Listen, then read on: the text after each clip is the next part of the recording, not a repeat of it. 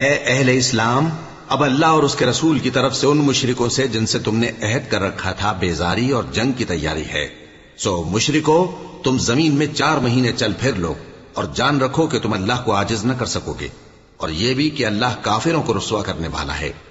اور حج اکبر کے دن اللہ اور اس کے رسول کی طرف سے لوگوں کو آگاہ کیا جاتا ہے کہ اللہ مشرکوں سے بیزار ہے اور اس کا رسول بھی۔ اب اگر تم توبہ کر لو تو تمہارے حق میں بہتر ہے، اور اگر نہ مانو تو جان رکھو کہ تم اللہ کو ہرا نہیں سکو گے۔ اور اے پیغمبر، کافروں کو دکھ دینے والے عذاب کی خبر سنا دو۔ البتہ جن مشرکوں کے ساتھ تم نے عہد کیا ہو اور انہوں نے تمہارا کسی طرح کا قصور نہ کیا ہو اور نہ تمہارے مقابلے میں کسی کی مدد کی ہو، تو جس مدت تک ان کے ساتھ عہد کیا ہو اسے پورا کرو، کہ اللہ پرہیزگاروں کو دوست رکھتا ہے۔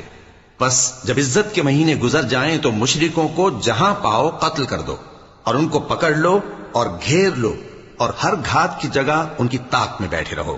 پھر اگر وہ توبہ کر لیں اور نماز قائم کرنے اور زکوٰۃ دینے لگیں تو ان کا راستہ چھوڑ دو، بے شک اللہ بخشنے والا ہے، مہربان ہے۔ اور اگر کوئی مشرک تم سے پناہ کا خواستگار ہو تو اس کو پناہ دے دو، یہاں تک کہ وہ کلام اللہ کو سننے لگے، پھر اس کو امن کی جگہ واپس پہنچا دو، اس لیے کہ یہ بے خبر لوگ ہیں۔ بھلا مشرکوں کے لیے جنہوں نے عہد توڑ ڈالا، اللہ اور اس کے رسول کے نزدیک عہد کیسے قائم رہ سکتا ہے؟ ہاں، جن لوگوں کے ساتھ تم نے مسجد حرام یعنی خانہ کعبہ کے نزدیک عہد کیا ہے، اگر وہ اپنے عہد پر قائم رہیں تو تم بھی اپنے قول و قرار پر قائم رہو، بے شک اللہ پرہیزگاروں کو دوست رکھتا ہے۔